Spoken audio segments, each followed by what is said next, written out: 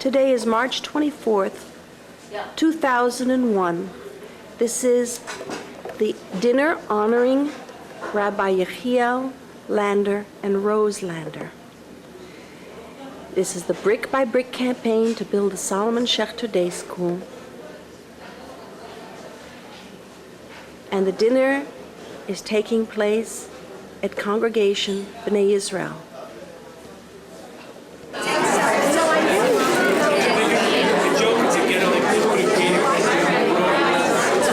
You're photographing? I wish I could get your smile on the picture.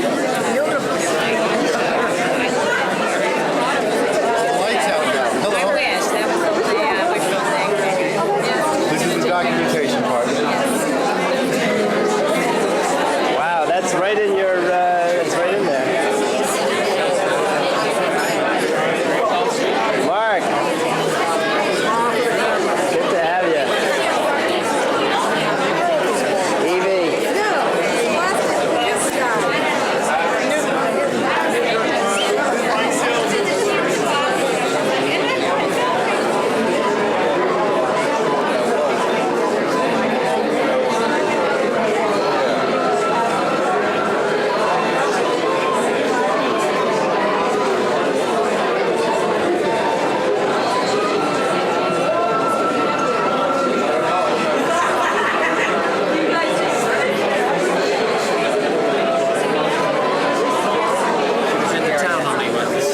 I didn't go to Sedona. I knew I wanted to avoid that. She's like yourself.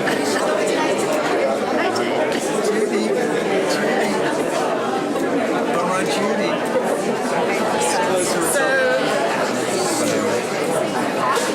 But I'm really glad to be here. It's really wonderful. It's really wonderful. Larger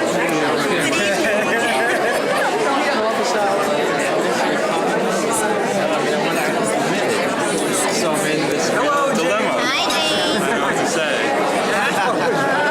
And 1.5 million. You should live to be 120, and we should be at every one of your birthdays.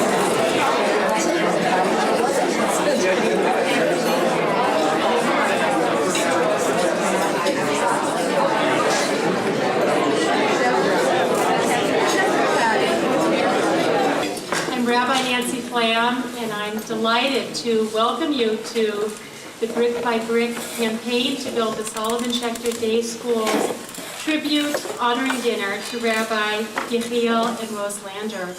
We are delighted that all of you are here and already enjoying yourselves and enjoying each other and here in great expectation and great celebration. We're just delighted that you're all here. I'd like to introduce Rabbi Phil Grobart.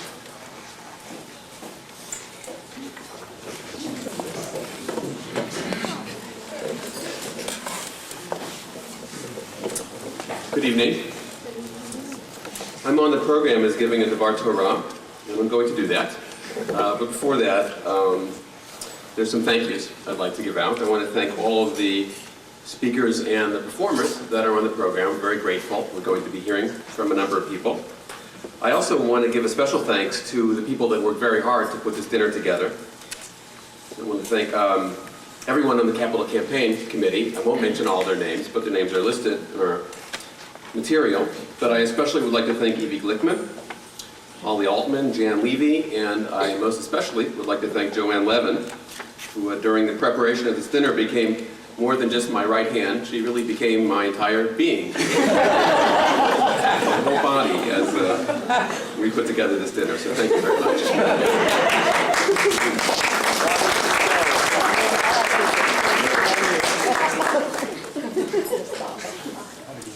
This is the era of mission statements in the American Jewish community. We are now directed, those of us that are in the nonprofit world, including schools and synagogues, to put together business plans, and in the course of defining ourselves through the business plans as we approach agencies and foundations, to come up with the perfect mission statement which defines exactly what we're about.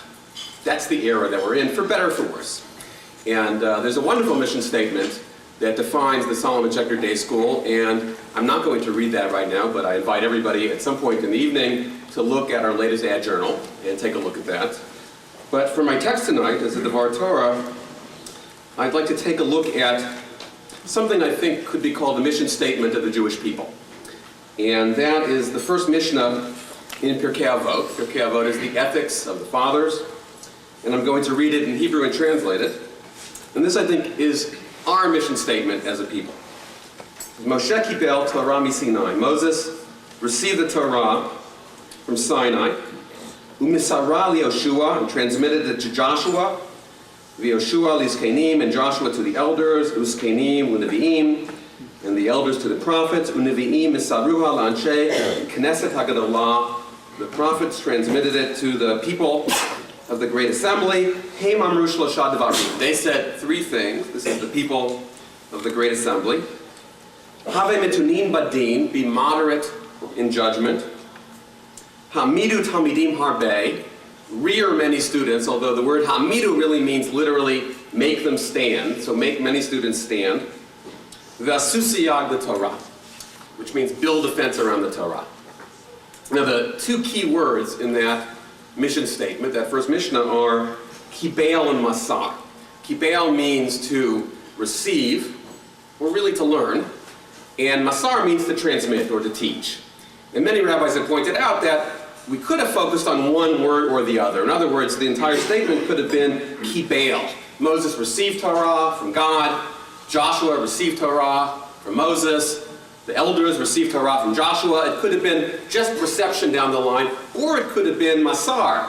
God transmitted Torah, Moshe transmitted Torah, Joshua transmitted Torah. But instead we have both, a kibel and masar, which is transmitting and learning. So we learn right away it's a dialectical process, right? A dynamic, an interplay between those that teach and those that learn. In fact, the whole system stands or falls on the interaction between people that are mikabel, people that receive or are students, and then people that moser, people that teach. In fact, what we see is the teachers become the students, and the students become the teachers in this dialectic, this dynamic interplay. So to ensure continuity of the system, it's a mikabel who receives, who becomes a moser. A student learns and then becomes a teacher. And that interplay continues through the generations. Now the difficulty that we have in this text, that a lot of people have pointed out, is in the last line. What does asu siyad v'Torah mean? What does it mean to build a fence around the Torah? To build a kind of protection around the Torah. Lots of different possibilities. Lots of different responses. The word siyad, what does it mean to have a fence around the Torah? So the most popular response to that difficulty is a siyad, we say is a gzeirah. It's a law that protects the body of law that we call Torah. So as an example, on Shabbat you're not allowed to write. That's a law. So a gzeirah would be you're not even allowed to hold a pen. Right? That's the gzeirah. It protects the body of the Torah. You can't even hold the pen, so naturally you're not going to want to write. You're not going to be able to write. Now, I'm a great fan of gzeirah. Those people that know me know that halachic stringency is something that I always go forward, something I always try to grasp. But I have to say, despite my fondness for gzeirot, for these kinds of interpretations, right, I think this response ignores the obvious, because to me it's quite clear that a siyad l'Torah, a fence around the Torah, refers to the previous statement, because the previous statement is ha'amidu talmidim harbe, which means rear many students, make students stand. So you build a siyad, a fence around the Torah. In other words, you protect Torah by setting up a system where this dialectic interplay exists between teachers and students. In other words, you protect the Torah, you build the fence around the Torah by ensuring that there are students and teachers. In other words, you protect the Torah, you build a fence around the Torah by building schools. And in fact, in the Jewish community, building Jewish schools is an existential issue. It's a matter of life and death.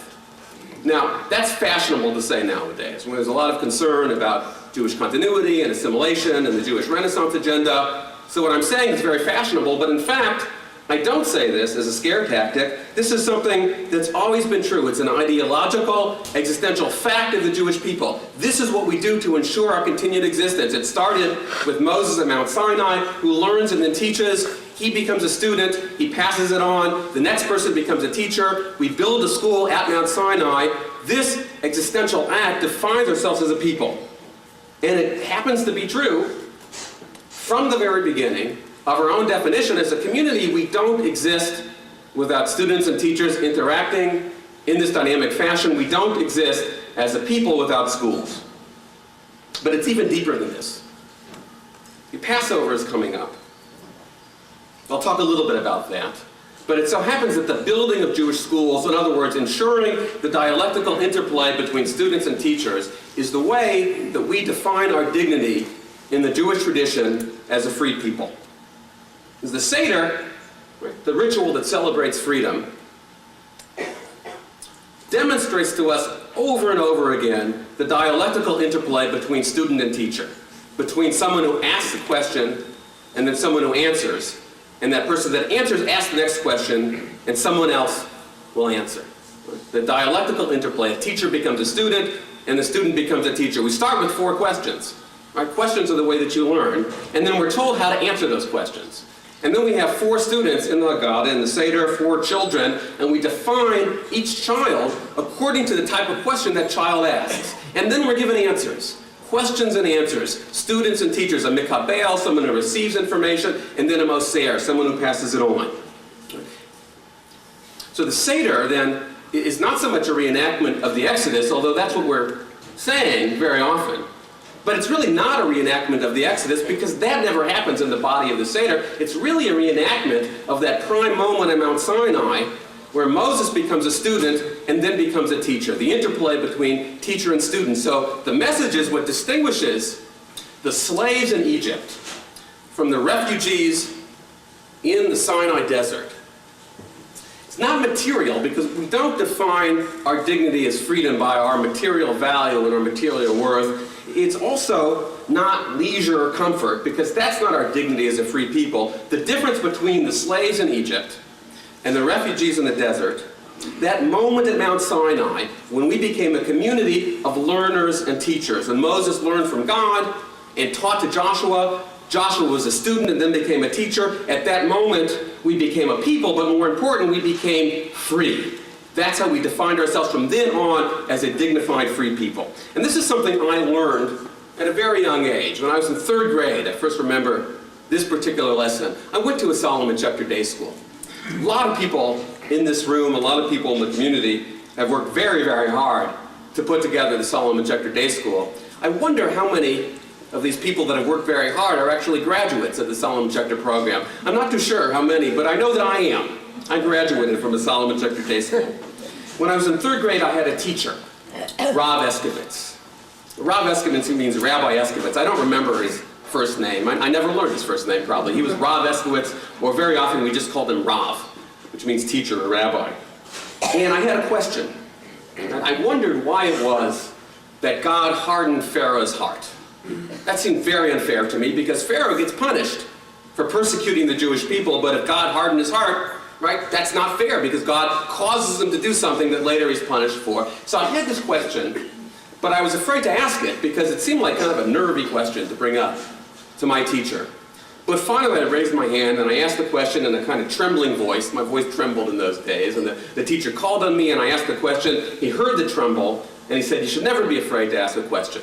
Never be afraid to ask a question. You don't learn if you don't ask questions." And then he said something that has stuck with me my entire life. He said, "Teachers learn when you ask questions." Right? A teacher can't become a student unless you ask questions. So every time I receive in my children's packet something from Mara Tamar, Mara Judy, or Mara Amy, the Parasha notebook that goes home, which encourages the students to ask questions about the specific text of the Torah, what's happening is they're not only recreating the fine existential moment at Sinai where we defined ourselves as being a people that ask questions and learns that way and that teaches, but those teachers are establishing my children as dignified free people. That's how they define themselves, as free and as dignified. have three purposes this evening, the way I see it. We're honoring two lifelong teachers and learners, very good friends of mine, teachers of mine, Rose and Yechiel. We're also helping to build a building for our Solomon Schechter Day School. But in the deepest sense, we're responding to the existential urges of the Jewish people to always work to be free, to journey towards freedom. To hamidu talmidim harbeh, to rear students, to make them stand, to build a fence around the Torah. We've raised a lot of money. Right? We have a $1.5 million campaign. We've raised about $900,000. Dr. Jolson is going to give us a complete picture. We've raised a lot of money, something like 60% of what we need, right? But we have a lot more to do. If we've raised 60%, that leaves 40% that we haven't raised yet. So we're not done. And I'll tell you, quite frankly, we're not done with you. Right? We're not done asking you. We're going to keep on asking until we get the 30-40% that we need, because I'll tell you, this project is not incidental. It's not marginal to our existence as a community. Again, it's a matter of life and death. This is central. This is what we do. Right? We build fences around the Torah. We build schools. We hamidu talmidim harbeh. We rear many students. We make them stand. We create students and teachers living free and dignified. Enjoy the dinner. Thank you.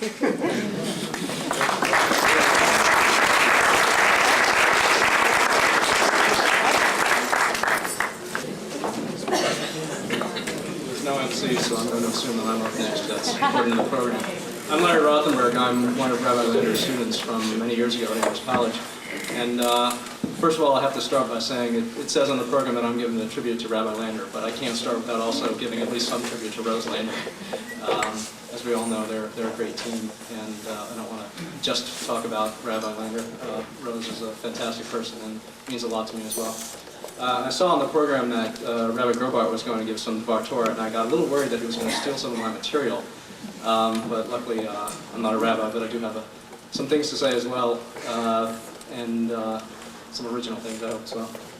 Let me first start by saying that I came to Amherst 14 years ago this coming fall, and I have a heckler already. But anyway, I just started in Amherst 14 years ago this fall, and I was coming from Miami. I grew up in a very Jewish community down there, and to go to a place like Amherst, this sort of waspy school with an long old tradition, I didn't even know if there were going to be any other Jewish students. And of course, it was also my first time away from home. And so those two things coming together was a very, as you can imagine, being a freshman far away from home, a little bit of an uncomfortable experience. I was very nervous. My parents were very nervous. But coming to Amherst and finding Rabbi Lander there was an incredible experience. To find someone so full of Yiddishkeit, so full of Torah learning, such a wonderful human being, was an amazing experience. It calmed me, and for many of the other freshmen and for many of the members of the Jewish community at Amherst, it was a fantastic realization that no matter where we go, no matter where we would go, there was always a community there, and there was always somebody like Rabbi Lander who could be this fatherly, even grandfatherly presence for us to guide us and to help us in, as the cliche goes, some of the most formative times of our lives. Rabbi Lander was someone who brought Yiddishkeit, who brought learning, who brought leadership, and also, very important in our Jewish idea of leadership, humility. It says that Moshe was the most humble man of all, and Rabbi Lander also managed to combine those great qualities of being a great leader and being a humble man. He is a warm and hospitable and Hamish person who really taught me and taught all the members of the Jewish community at Amherst when I was there, and for, I'm sure, many years before and after, how to be a mensch and how to be a Jew with a lot of concern about our own Jewish development, about the development of the Jewish community, and our concern for the world beyond our own Jewish community and for the whole world. And I don't think it's any coincidence that today we read Parshat Vayakhel, which is about the building of the Mishkan. Rabbi Lander, in the time that I was there, managed, I'm sure for many years before, managed to build a mishkan in the desert, so to speak, of western Massachusetts. He showed that there was a place to be a Jew and to learn about Judaism and to be part of a Jewish community in a place where one would not have expected it when I started at Amherst College. And as Rabbi Grobart said, an important thing is the transmission of learning from one generation to another. And of course, the oral Torah, when it was given at Sinai, was oral. It was not written down until Yehuda Hanasi wrote it down. Rabbi Lander was, in many ways, the transmitter of Jewish learning for those of us at Amherst College, certainly for myself.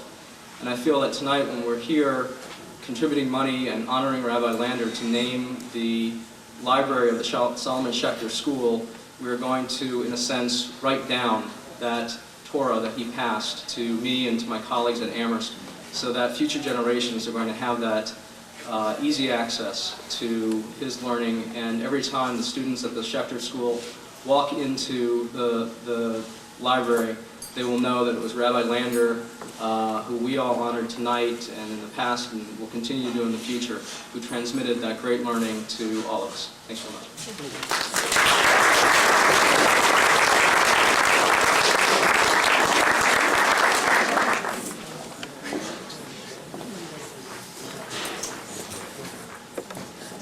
I'm deeply honored to have been asked to speak about the many wonderful accomplishments of Rose Lander and the contributions she's made to our community. Many of you know that she's been a violinist with the Commonwealth Opera, or that she's a board member of the Northampton Community Music Center. Rose has dedicated countless hours over the years to promote musical opportunities in and to bring quality musical productions to the Pioneer Valley. But tonight, I would like to speak specifically as a parent of one of her Suzuki violin students. For the past 30 years, Rose has dedicated herself to teaching children in Western Massachusetts to play the violin. She's a moving force in the Suzuki School here, and has been responsible for bringing workshops and Suzuki Institute opportunities to our area, organizing play-ins, conducting group classes, and hosting holiday concerts. Thousands of children have been taught, influenced, and introduced to music by Rose. Some may have gone on to play professionally, others to play in non-professional settings. Still others may have more modest goals, perhaps simply to master their vibrato or to get through their Book 1 recital. Whatever their objective of the child, Rose helps them to reach their goals. If any of you have ever tried to draw a bunch of horsehair across some metal strings with your right hand while placing your fingers of your left hand in just the right spot on the strings at just the right time and with just the right amount of pressure in a feeble attempt to create a clear progression of sounds that vaguely resembles a melody, you'll know just how hard it is to learn to play the violin. If any of you have listened to your child as she commits such violence to your ears, you will know how hard it is to allow your child to learn to play the violin. And yet, as difficult as it is for a beginner to master a song as seemingly simple as Twinkle, Twinkle, Little Star, all of her students soon move on to play great music by great composers. This is because it's Rose's firm belief that each child is born with the potential to play the violin. With dedication and patience, Rose guides these children step by step and empowers each of them as they struggle with and ultimately master difficult musical challenges. She does so by always thinking about each child's needs, by attending to those needs naturally and appropriately, and by constantly learning new ways to approach the violin. Before they know it, her students forget that the violin is an impossible instrument to play, and instead meet each new challenge with the expectation that, if they follow Rose's lead, the task at hand will become easy, and beautiful music will follow. But it's so much more than that. Rose doesn't just teach children to play songs. She teaches children to play and to love music with a capital M. Her passion for music is obvious to all that know her. She imparts this passion to her students and their families. It's her role, I think, to make sure that music is central to our lives, and she does her job well.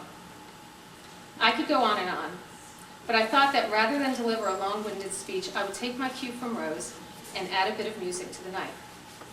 This is actually a song written from the point of view of one of her students. But since most of them are under the age of 11 and couldn't be here tonight, you're going to have to suffer along with me as I give you a glimpse of what it might be like to be one of Rose's budding musicians.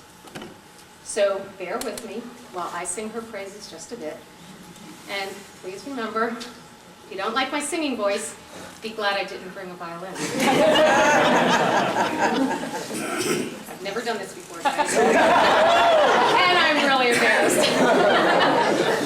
But there's no turning back. Raindrops at roses won't cancel your lesson. I didn't practice this week, I'm confessing. Panic sets in with the sweat that it brings as I place the bow on my violin strings. Maybe if I start... Let me start that again. Maybe if I start to sneeze, cough, and moan, she'll think that I'm sick and suggest I go home. She shouldn't catch what my virus might bring. But what if she guesses that I'm just faking? When the bow squeaks, when the note's flat, when I think, egad, I simply remember what Rose said to do, and then I don't sound so bad. More, I'm sorry. She's looking and waiting with great expectation. I must begin now with no more hesitation. My violin's up, but my spirit's sinking. But music is one of my favorite things. The piece that she's asked for is Handel's Bourrée. It's got lots of eighth notes to play fast, oy vey. I sing a few notes to myself before I start, and knowing she'll help me through it, I take heart. Now my bow's straight, now it sounds great. Music makes me glad. I simply remembered what Rose said to do, and now I don't sound so bad.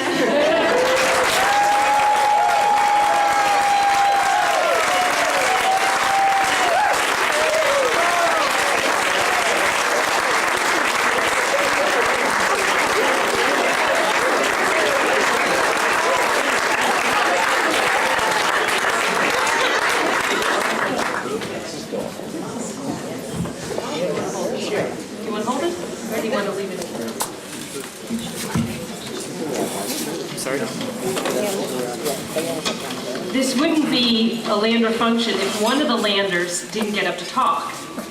So rather than be on the program and have it be expected, I decided to do something strange and be unexpected, which is unusual because everyone expects the Landers to speak. We read in the V'ahavta, V'shinantam levanecha. And some of us say that 3 times a day, others of us 5 times, others of us maybe once a week. That's from the prayer that comes right after the Shema. And it means you should teach them diligently to your children. From this, our rabbis infer that parents should teach Torah to their children as soon as they are able to speak. Later, the parents teach skills required to practice a trade, and some of the rabbis add to also swim. The rabbis understand that the essential job of being a parent is teaching. That is our theme this evening. And from the earliest age, I remember learning from both my mother and my father. Mom, whether it was violin or writing those at the old-fashioned desks that you bought at a secondhand sale and redecorated and adorned our 3rd floor, or cooking, or appreciating great works of art, or a myriad of other life experiences, you are my first teacher. Dad, I have always considered myself amongst your students. I know there are many of other students, but I may be one of your first. Learning words of Torah, along with its many deeds, appreciating the religious sensibilities of others, which has led to the profession that I've chosen, and how to learn by always questioning, something that Rabbi Grobart spoke of earlier. You too are my first teacher. A delightful story is told by Rabbi Yeshua ben Levi. He used to listen to the Parsha recited by his grandson every Friday afternoon. One Friday afternoon, he forgot.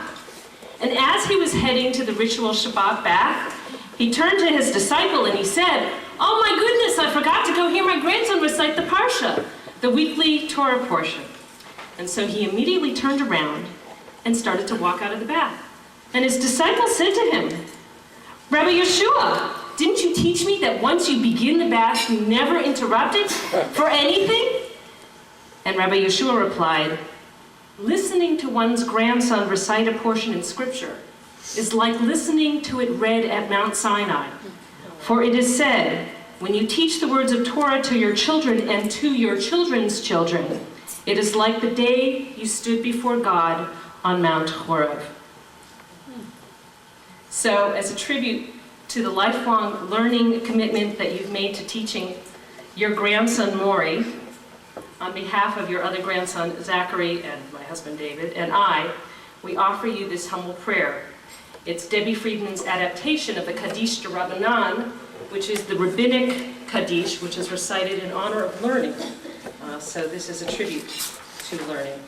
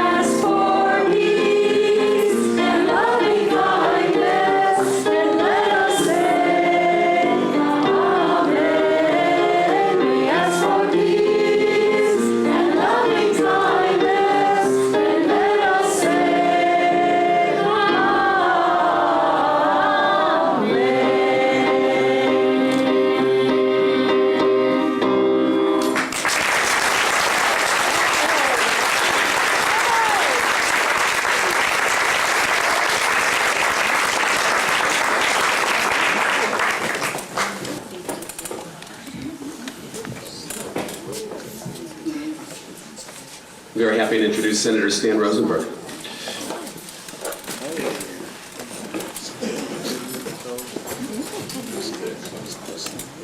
Well, thank you for that very generous introduction, Rabbi.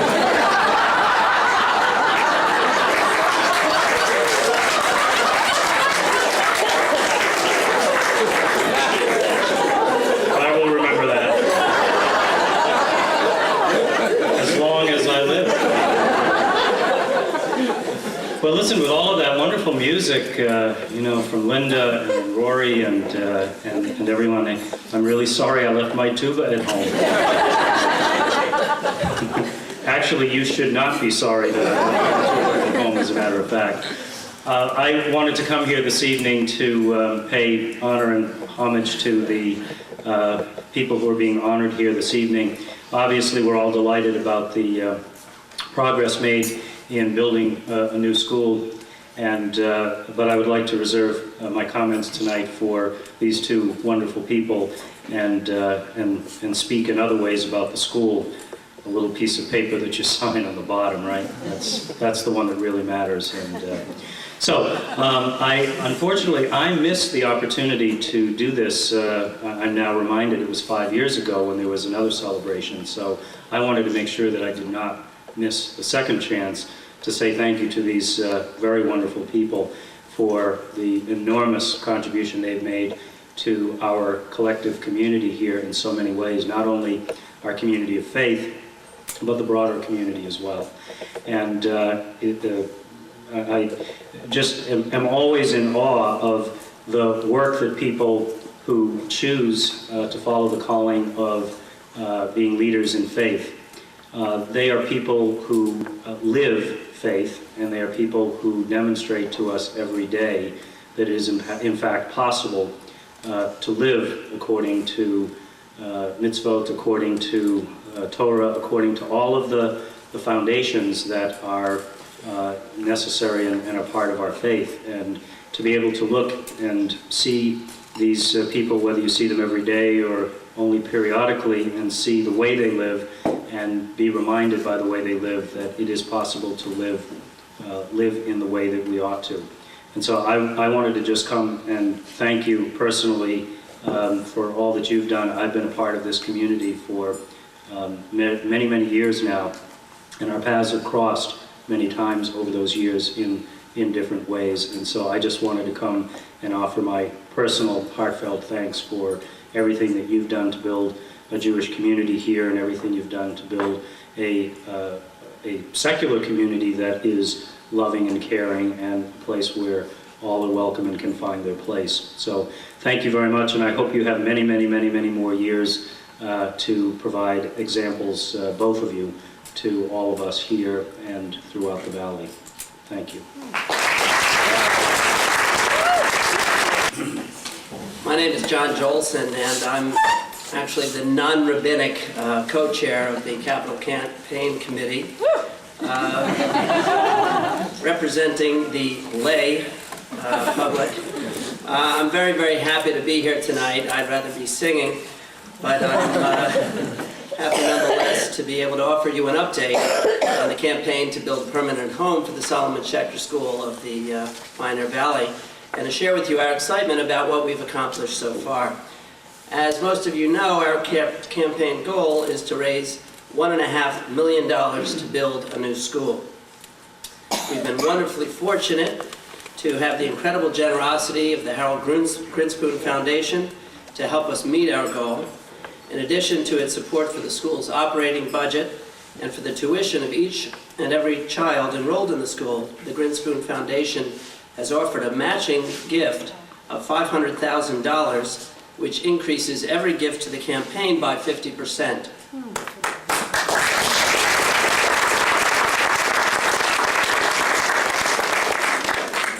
We've done extraordinarily well so far. We've raised $630,000 towards our goal from early leadership gifts and contributions coming from individuals and families representing 135 households. Coupled with the matching grant, this means that we have so far raised $945,000.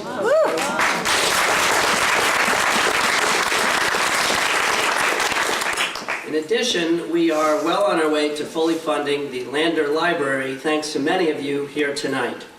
The unprecedented level of generosity has been wonderfully gratifying to all of us committed to the school's continued success, and I think reflects a recognition of the importance of the school to the greater Northampton and Amherst community.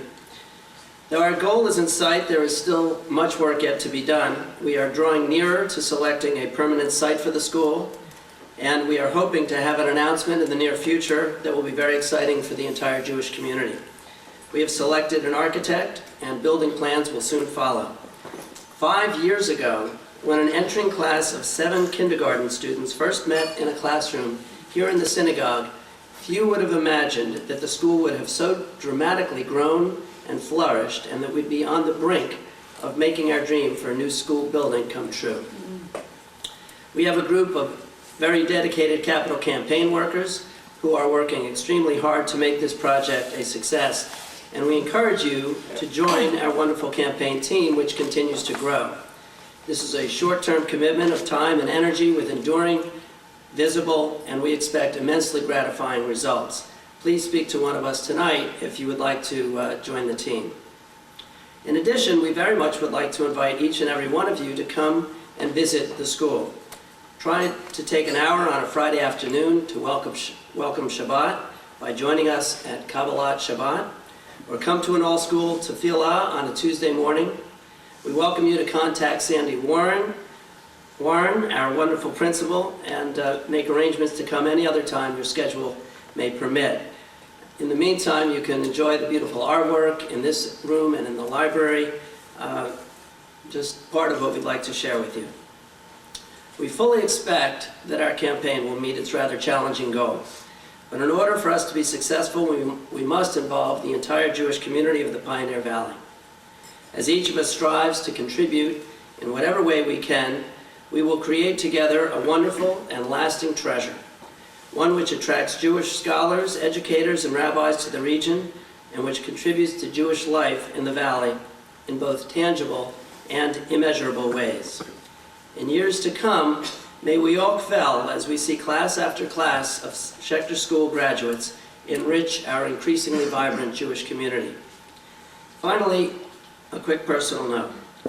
I honestly didn't know what I was getting into when I agreed to be a co-chair of this committee.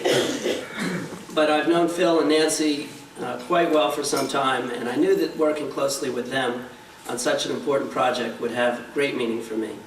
Yechiel, on the other hand, I didn't know at all. And I can honestly say that really one of the most marvelous blessings that I have received has been the opportunity to work intimately and very closely with such a wonderful, wise, kind, graceful, and compassionate man. For me, Yechiel, this has really been a true pleasure and a great honor. Thank you all very much.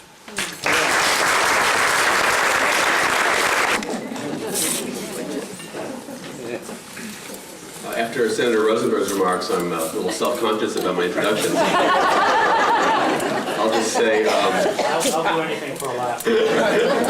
It's my great, great pleasure to introduce to you a wonderful friend, someone I've admired for many, many years, who is going to speak on behalf of both Rose and Yechiel. Mr. Chaim Gunn.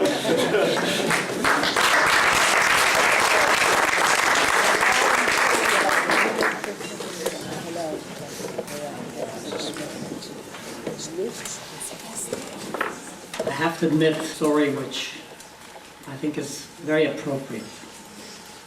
It has to do with a Hasidic Rebbe who was sitting surrounded by his Hasidim.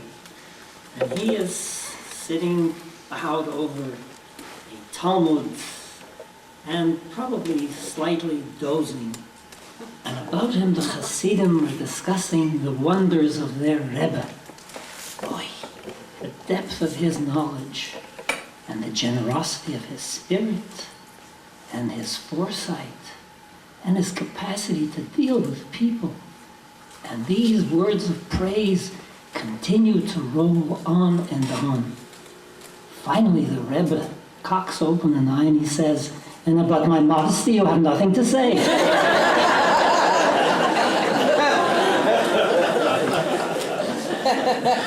Now, I'm going to speak about Yechiel's modesty. And why do I feel that I can speak with such a profound sense of assurance? That has to do with another very interesting anecdote, which is told about Adlai Stevenson.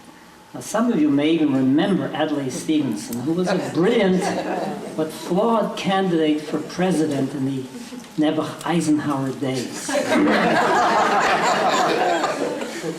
And they say about Adlai Stevenson that he was extraordinarily gifted, but he lacked one essential realm of experience.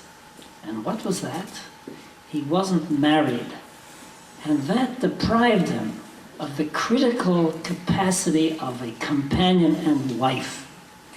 And that critical capacity, I assure you, has been afforded by Rose.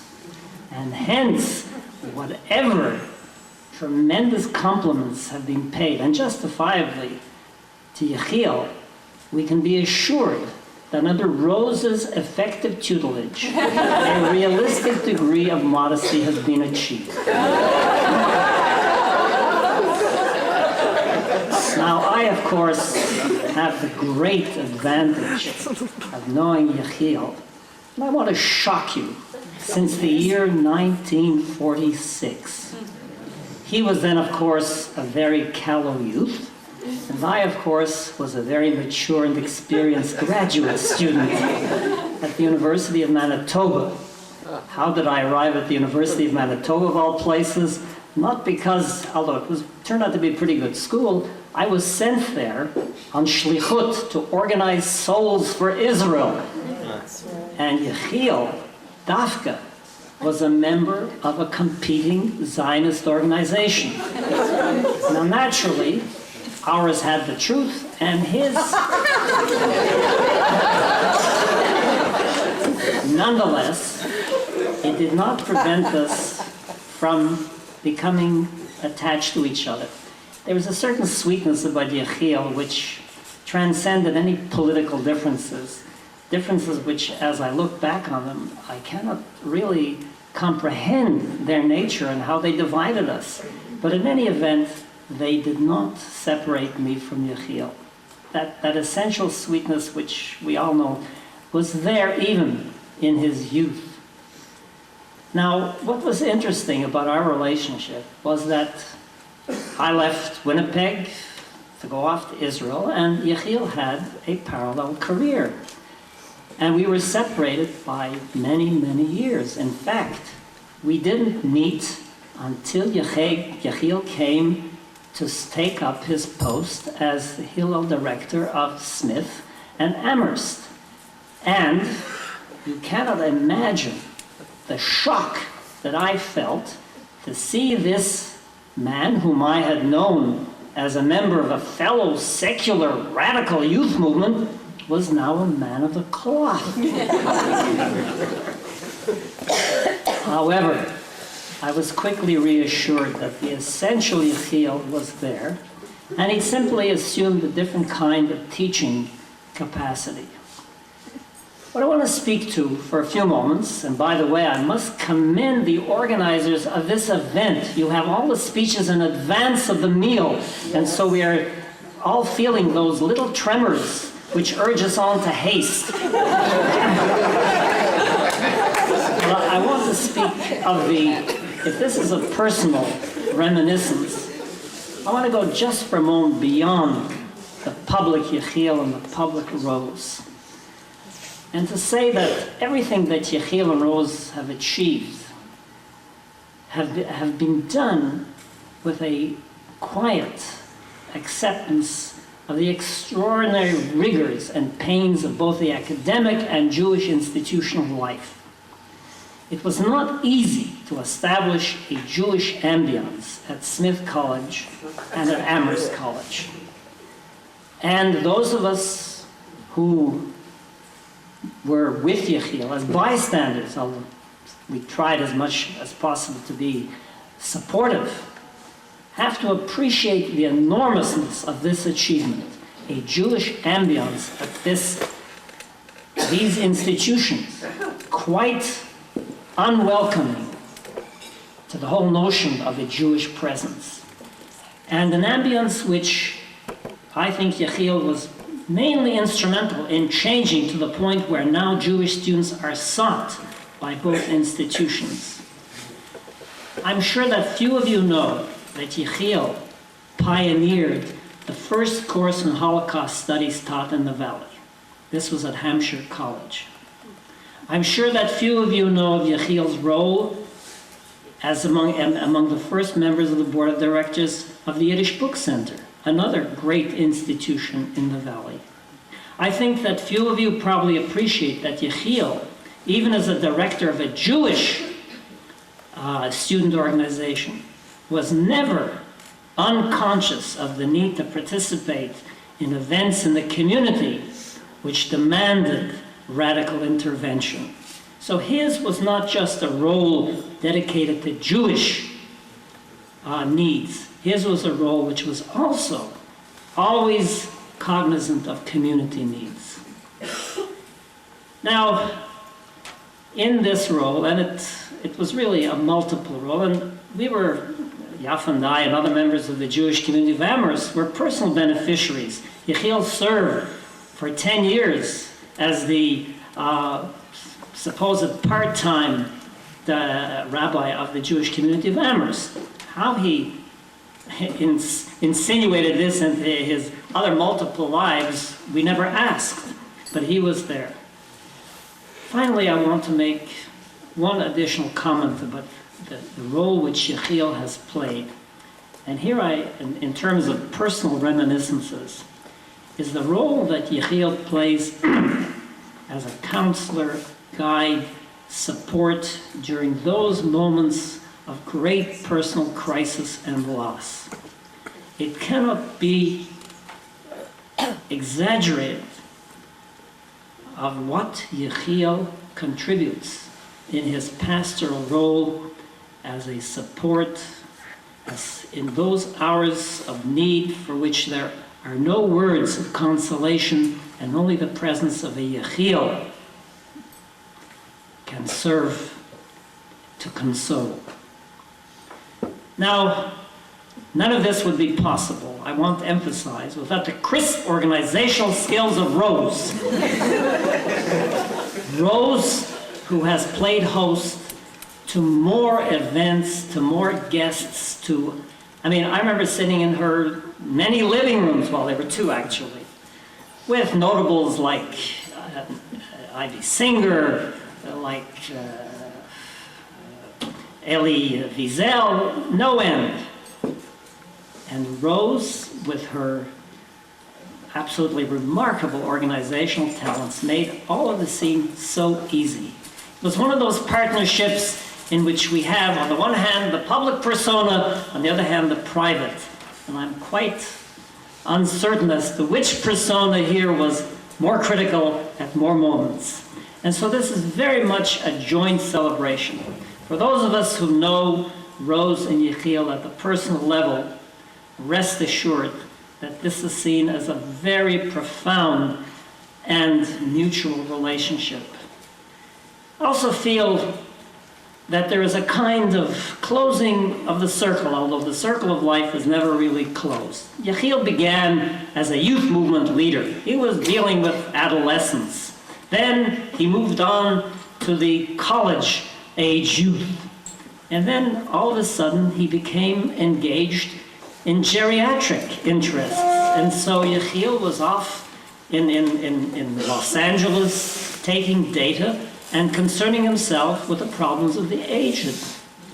So I think now it's wonderful that he has returned to Solomon Schechter and picked up the torch for the very young.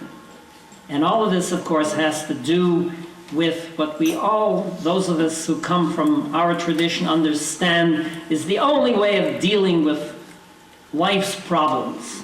And it can be summed up in 3 words. Jews say, Aseh sha'al leman haTorah. Put aside an hour for study. You have marital problems, an hour for study. Your business is failing, an hour for study. The snow is coming down, you can't get to work, an hour for study, adarabah, because what else can you do?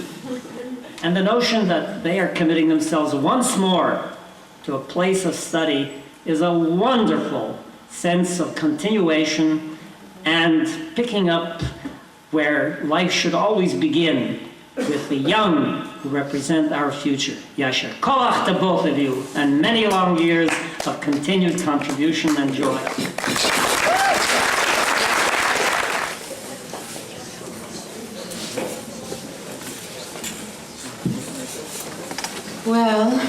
my special couple. When I came from Canada to do a show called Jacques Brel Live is Alive and Well Living in Paris, it was really wonderful because I had an opportunity to spend time with my Uncle Yehiel and Aunt Rose, and I used to take a bus and come from Boston on my day off, my one day off, and sort of crawl into their home. Rose always had a special something for dinner, something very special and exotic. Cherry soup, I remember, things like that. Gorgeous, delicious. And it was wonderful to be with Shir and Jeremy when they were young. I still remember one time picking daylilies off the garden wall, I think on Franklin Street, yes? There were daylilies, and I remember Jeremy with daylilies one time. I think he even brought me daylilies one time. And sometimes, you know, when you're a young performer and you're doing work many, many years beyond your years, it's a very depleting, it's exciting but very depleting. And Rose and Yehiel were wonderful in some very wonderful and difficult times as an artist in those years in my life. And I know that many times, you know, I would tell these long stories, and they were so great, you know, and I go, you know, they're so non-judgmental. I didn't have anybody else in my family as non-judgmental. You know, they'd listen and they'd listen. And I'd get on the bus and I'd head back to Boston and I'd say, you know, they listen. They really listen. Now I have a 14-year-old son, and he's sort of monosyllabic now on the telephone. You know, he goes, yeah, no, uh-huh, yeah. So occasionally, and he loves Rose and Yehiel. They have been incredible to my son. They have never, ever forgotten him for Jewish holidays, for his birthday. I'm telling you, it's such a beautiful thing to me and to him. And very interestingly, about a year ago when he turned 13, and he had a long discussion, and he was on the phone with Rose, and he was on the phone with Yehiel. And he got off the phone, there was a long pause, and I said, so how's that? And he said, you know, Mom, they listen. They really listen. So, you'll have lots of little children to listen to. And I'm so thrilled to be here. It's so wonderful to be here with you tonight. And it's wonderful to meet Richard. I'm thrilled to meet him. I went into my grab bag of, you know, what can I come with a few songs, not, you know, not too complex and something we can have a nice time with, and picked a few songs for you. And knowing that you love the Brel show as much as you do. No, it's not Marie, I'm sorry. It's just a little fluffy thing that opened the show. It's called I Loved by Brel. Thank you.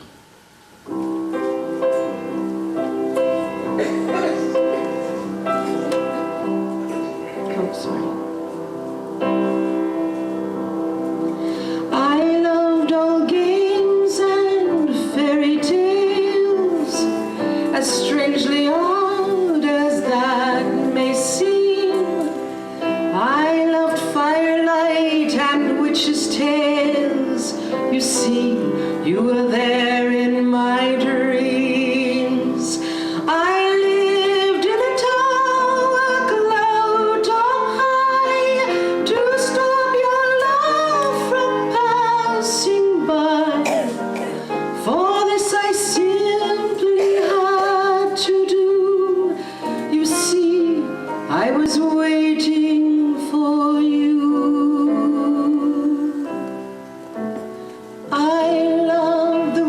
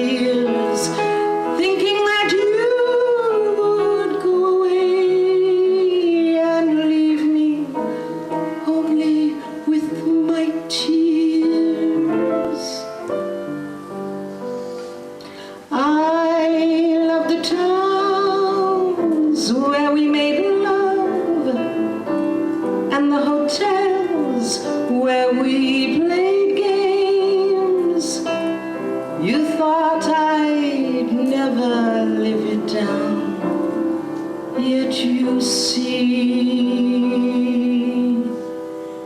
I've forgotten your name.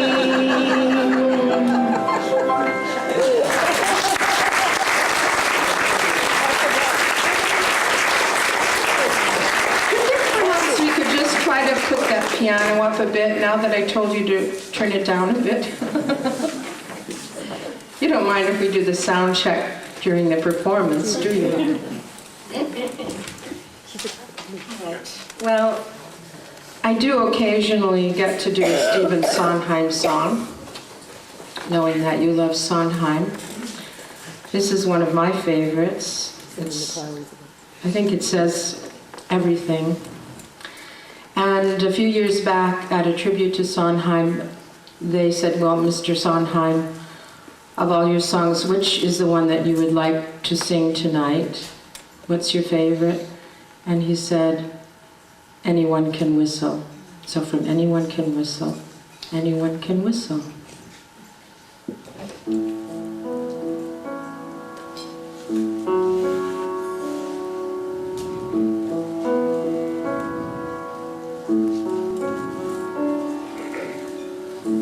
Anyone can whistle, that's what they say, easy. Anyone can whistle any old day, easy. It's all so simple. Relax, let go, let fly. Then someone tell me why can't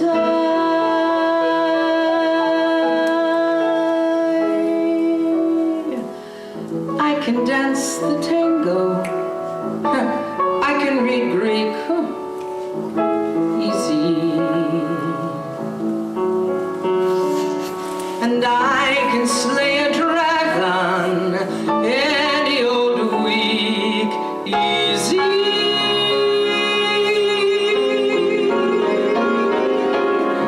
What's hard is simple.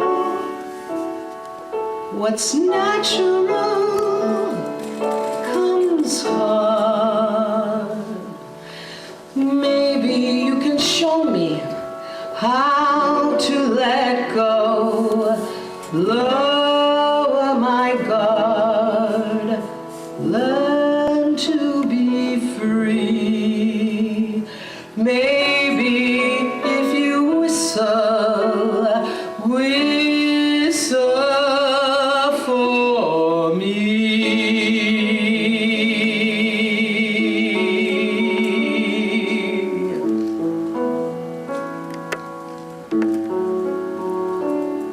Now I can dance the tango and I can read Greek, easy. And I can slay a dragon any old week, easy. What's hard is simple. What's natural comes hard. Maybe you can show me how to let go, lower my guard, learn to be free. Maybe if you whistle,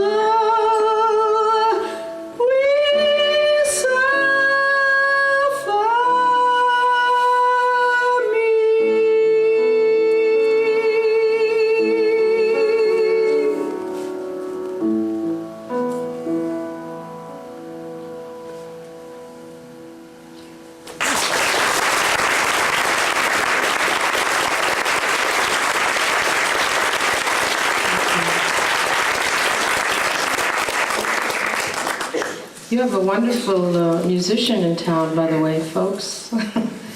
Richard Resha, his director.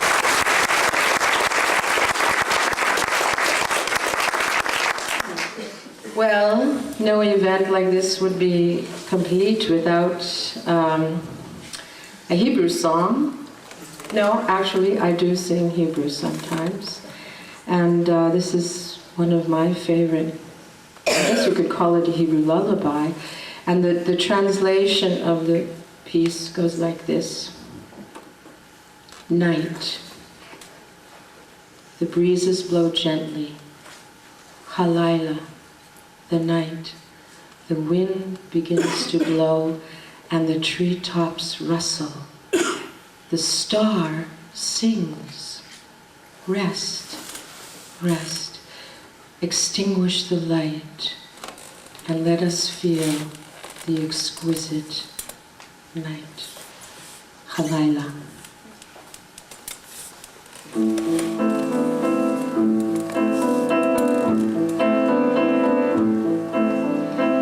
Layla, layla, haruach noshevet. Layla, layla, homa hatzameret. Layla, layla, kochav mizamer. Numi, numi, kabi et haner. Numi, numi, kabi et haner.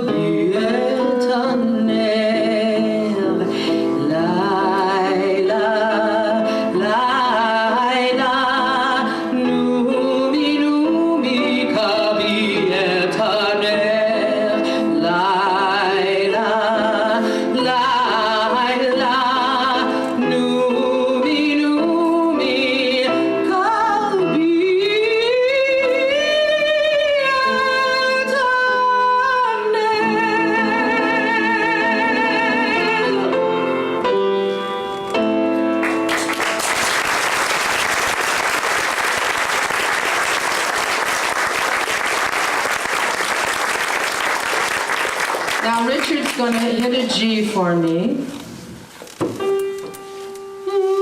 And guess what I'm going to do for you a cappella? What's the song when you get on the phone with me and you say, Judy, I'd love you to come and sing for me. And by the way, do you mind doing that song, you know, the one, Marika? Would you mind doing that for me? Can you do Marika? And then I call again and say, and by the way, that song, Marika, you know that moment? So I'm going to do it just a cappella. All right? For you both? Thank you very much. Okay, you think this is easy, huh? No, it's not, but I'm going to do it. All right, here we go. Ay, Marik, Marik, the Flanders sun burns the sky since you are gone. Ay, Marik, Marik, in Flanders fields the poppies die since you are gone. Zonder liefde, warme liefde, waai wind, de stamme wind. Zonder liefde, warme liefde, wind, tussen de grijze zee. Zonder liefde, warme liefde, leidt het licht, het donker licht.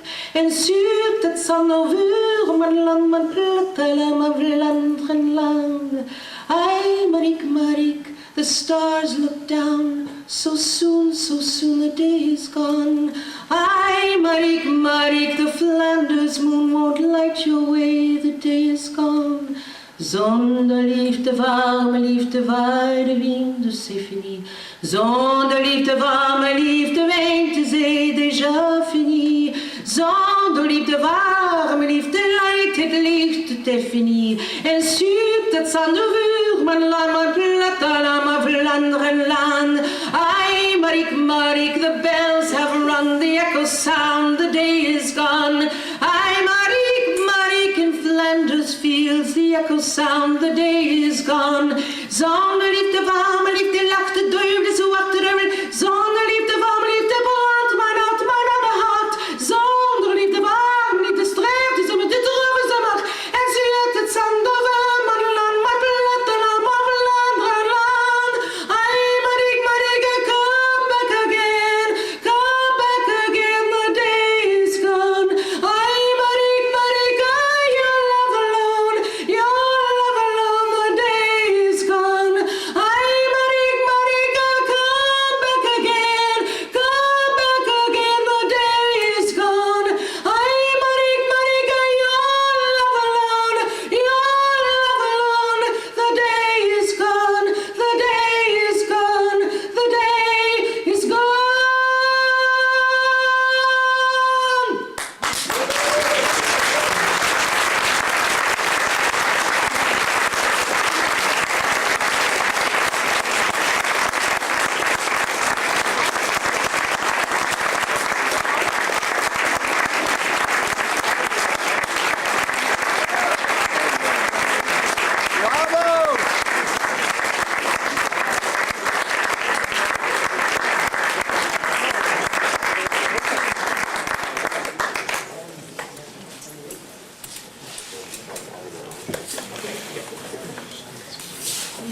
I really want to thank Judith Lander again for coming this way and for giving us such a treat. We have a few more treats, and I really also want to give a great thanks to Richard Resha for being our accompanist tonight.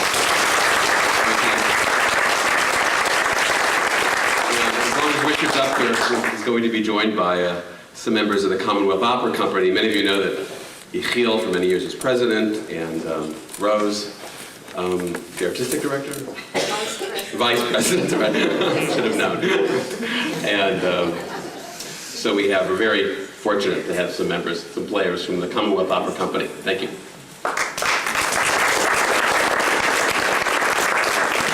I'd like to introduce Diane Smith and Steve Carrillo, two of our soloists, who will sing a few numbers for you, and Steve will do the introductions.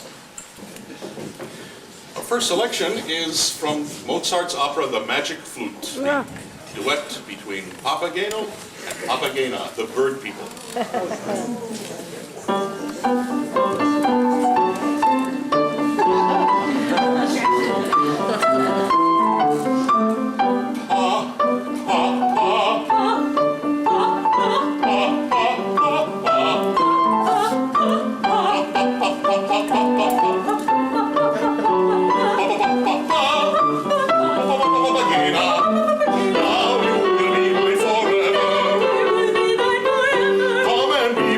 Starling.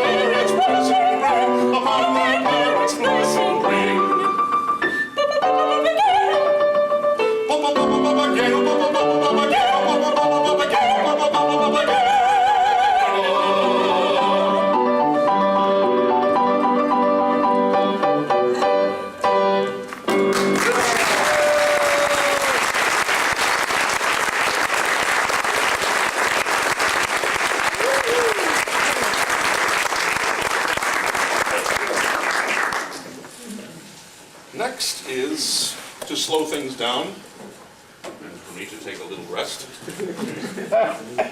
The only Jewish American contribution that we have to the program this evening is the words of Ira Gershwin, set to music by his brother George, from the opera Porgy and Bess, Bess, You Is My Woman.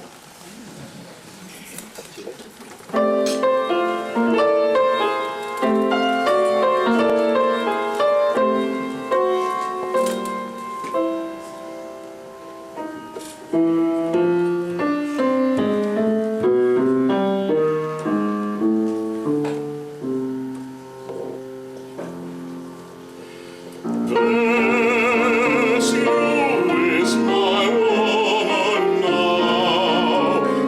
You is, and you must learn to dance and sing for two instead of one. Want no wrinkle on your brow. Oh, how? Because the sorrow of the past is all done, done. Oh, Bess, my Bess, the real happiness has just begun.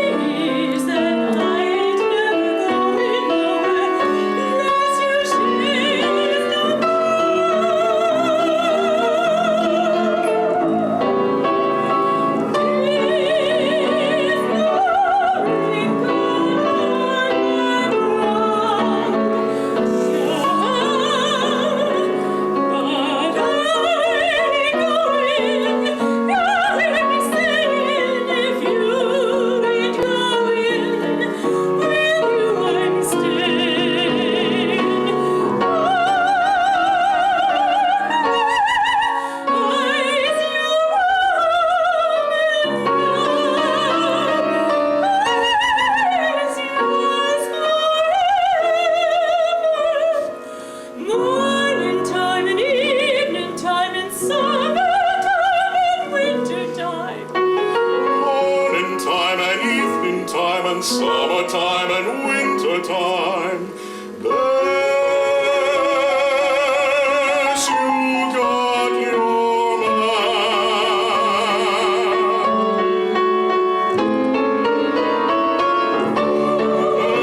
Bess is my woman and forever. This life is just begun. Bess is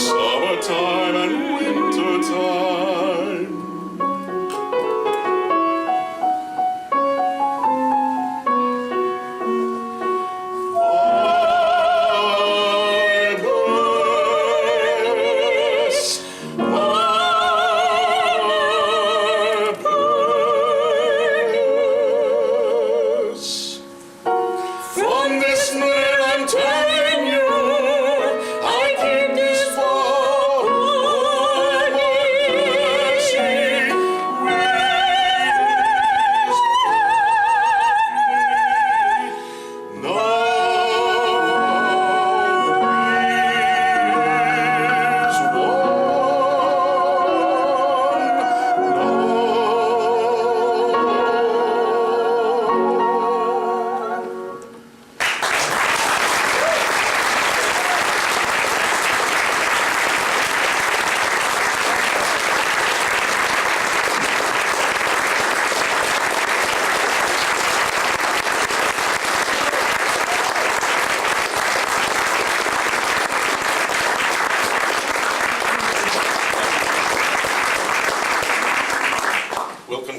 one more piece due to the lateness of the hour. Thank you very much for your generous applause. We'd like to do the very first collaboration between Gilbert and Sullivan ever.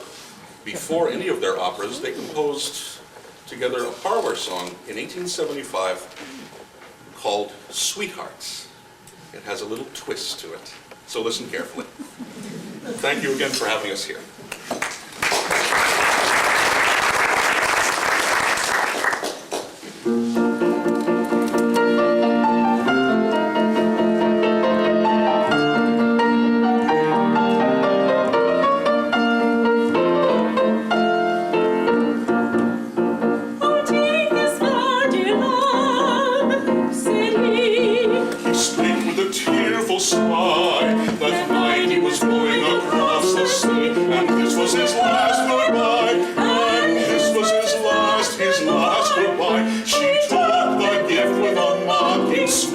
In the flush of her maiden pride, in the flush of her pride, she dallied a while, then threw the flower aside, then threw the flower aside.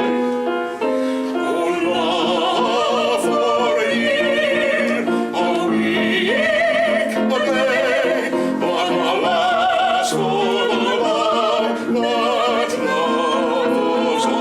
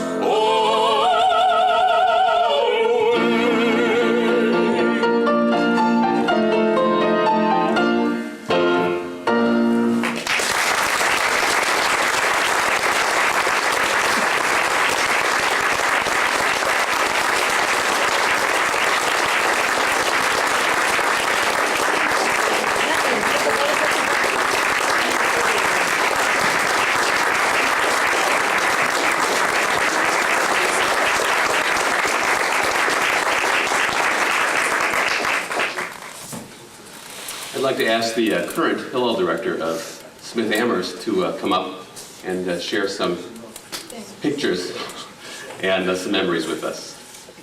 Nathan Margalit.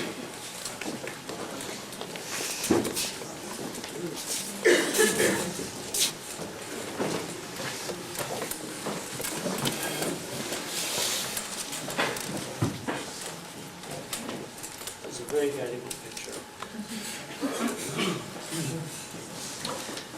Well, it's just been wonderful to hear music. In 1986, when I and my family came here from South Africa, I came here as a visiting artist to Amherst College, visiting printmaker. Before I came here, I wrote a letter to the rabbi at Amherst College saying, you know, we don't know much about New England, and will we find a place to stay? Will there be people? Will there... And we got this wonderful letter, which was so reassuring. Come, there'll be people, there'll be a community, there'll be a school for your children. And it's just wonderful when one has that fear to be put at rest. And I've never forgotten that. And now I'm sitting in Yechiel's chair, in his desk, in his office, as an interim Hillel director. But I remember in the 3 years that I was at Amherst College, I could see firsthand why students really loved Yechiel. They loved and respected him. And whatever I'm saying about Yechiel, of course, I'm addressing to Rose as well. And I could see that there was some interesting connection between the way he spoke to students and my particular outlook and philosophy. And I remember one day we were sitting and talking, and it just came up in the conversation that we had both been members of the Habonim youth movement. And suddenly it was kind of like landslide, you know, kind of long lost, and we sort of understood that we had a lot in common. And when he asked me to stand in for him during his one sabbatical period, I thought it was a great honor, and of course I accepted. It was a wonderful experience, which I've since repeated. But fast forward, now I'm sitting in Yechiel's office in his desk, and obviously, you know, one has the feeling that you could scratch around and kind of look at history. I'm in a position to sort of do some archival research. And I came across a lot of interesting pictures that had been put away. And some of them I discovered, there was, besides lots of the artists and the writers and musicians, I mean, we all remember Yehuda Amichai. Yechiel used to invite him. It was just a wonderful experience. There was a famous American Jewish artist by the name of Yitzhak Warhol. I'm sure you all know him, known as Andy Warhol. Not really. This is the comical part of the talk. Everybody was so serious. Yitzhak, I didn't know Andy Warhol was Jewish. Otherwise known as Yitzhak Warhol, who painted, of course, some very well-known icons, well-known pictures. For example, there's the double Elvis. You all know about the double Elvis. There's the double Marilyn. There's the double Jackie. Well, there's also the double Yechiel. And I have it here to prove.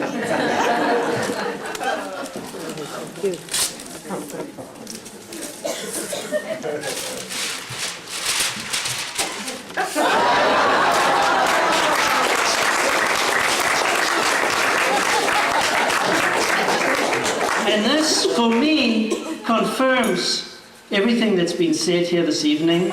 He is an icon. Both of them are icons of the community, someone can really look up to. And this was done with love. So, to you, love.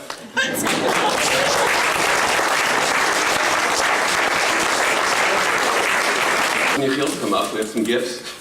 Oh, no. You can make it up here. These are from the Capital Campaign and the board of the Solomon Schechter Day School.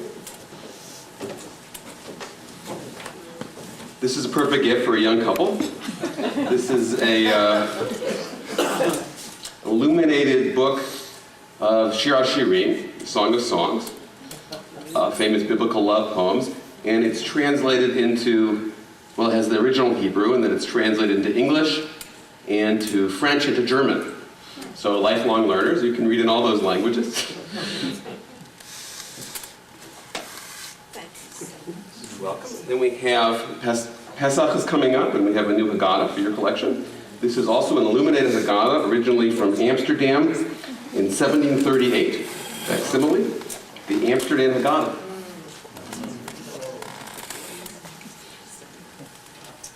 And those books are hundreds of years old, so we got one recent book, The Jewish Spirit, A Celebration in Stories and Art, edited by Ellen Frankel.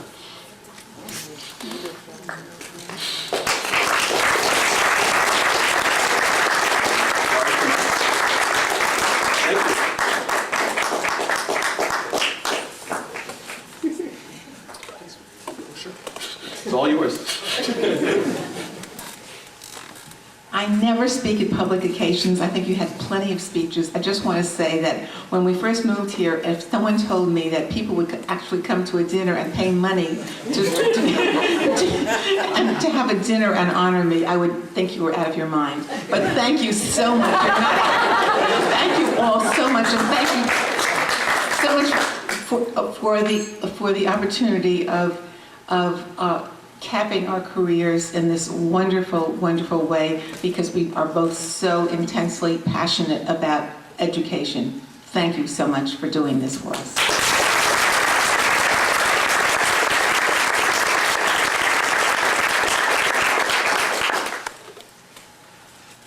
Hi.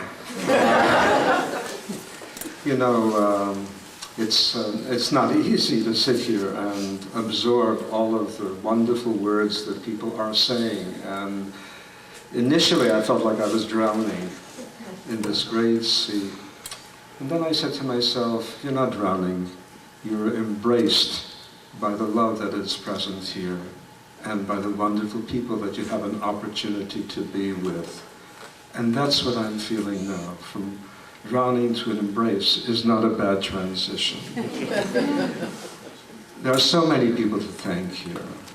People who have come from my students from afar, relatives who have come from other places. Judy and her wonderful, wonderful singing. You should know that she's not only a performer, but also a wonderful composer. And her own music is sung by some of the leading singers in this country and in Canada. So some very special lady.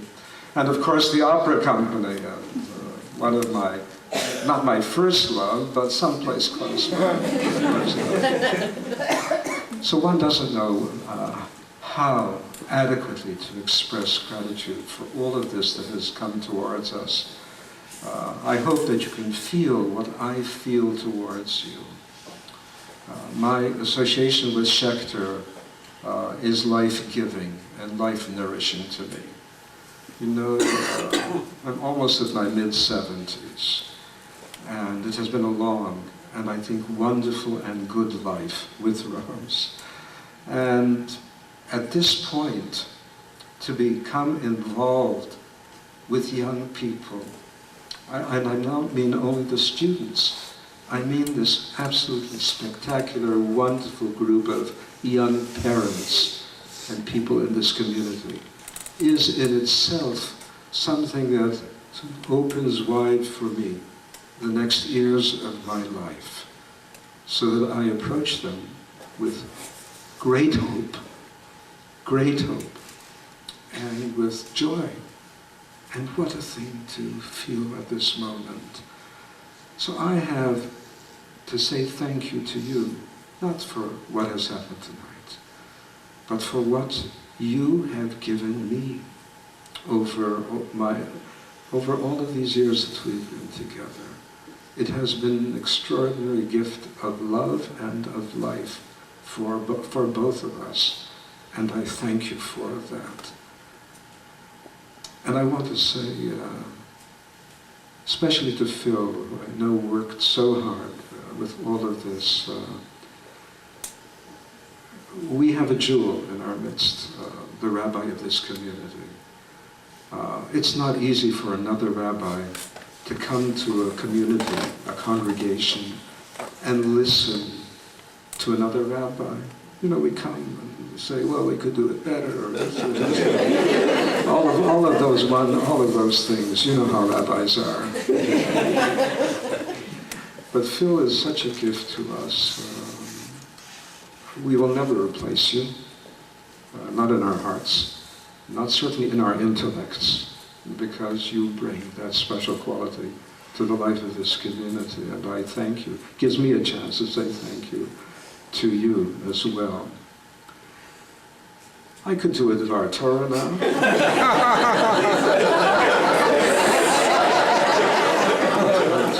But I did want just one word, Rose, please.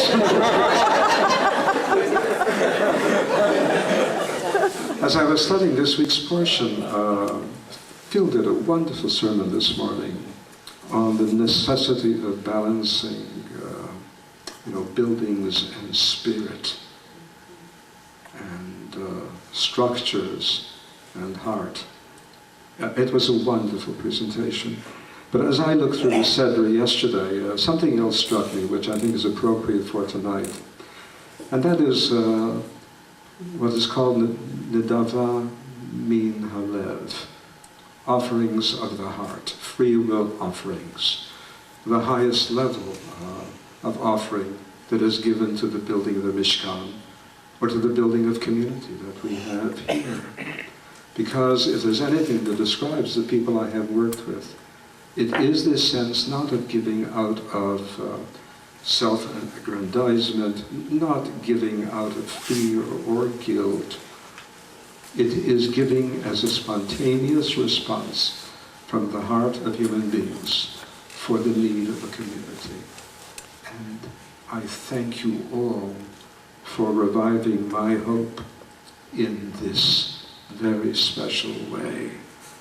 You give from your hearts. And I should tell the other part of the story, that Moses has to stop the people from giving. But I want to say here, in my own modern commentary, we do not want you to stop. May your free will offerings continue forever.